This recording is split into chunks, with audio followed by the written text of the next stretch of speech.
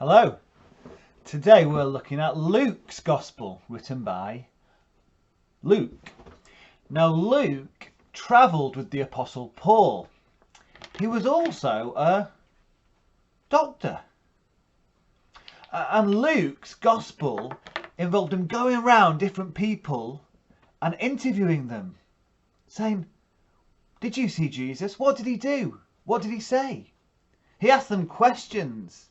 And then he collected all the evidence in all his books and he wrote it down in his gospel. And he says, I wrote it so you can be certain about Jesus. Now, right at the start of Luke, we see some songs. They're sung about Jesus. And they're about how Jesus is going to change everything. So they go a bit like this. You know, the poor and the hungry and the needy and the humble, they're normally seen as being at the bottom, aren't they? And then you've got the rich and the powerful and the important and the proud. They're seen as being at the top. Well, in Luke's Gospel, we see that Jesus is going to change all that. He says the proud are going to be brought down. And the humble, well, they're going to be lifted up. And that's actually what we see Jesus do. Jesus spends a lot of time with the poor, who haven't got much money. He spends a lot of time with the outcasts, people who are hated. He spends time with a tax collector who they don't like, with a leper who has, well, can you see on that, like a skin disease? He's seen as unclean. He's not allowed to go into the temple and be with people. He spends time with a widow who's lost her son. He spends time with people from other religions.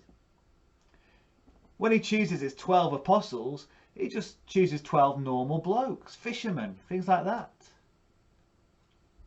And at the time, women and children, they weren't seen as very important. But he says, no, they are. They're really important. I want to spend time with them. Let them come to me. Jesus says he's come to save sinners. He lets a sinful woman wash his feet with her hair. He actually offers eternal life to a thief who's dying on a cross. The humble lifted up, but the proud are brought low.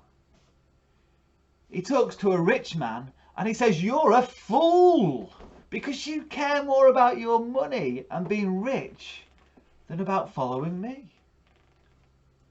He tells someone off for always wanting to be a VIP, for always wanting to have the best seat and the most important place at the dinner table. He speaks against the powerful religious leaders who think they're good enough already, that they don't need forgiving. They were called the Pharisees. He says, if you think you're right with God and friends with God because of all the good things you do, you're wrong. You need forgiving. That's the way to be right with God, to say, sorry God, have mercy on me. And Jesus, right at the end, he refused to speak properly to the king, King Herod, and to the powerful governor, Pontius Pilate. The proud brought low. And so the proud people, they decided to kill Jesus. They sentenced him to be crucified, to die on a cross.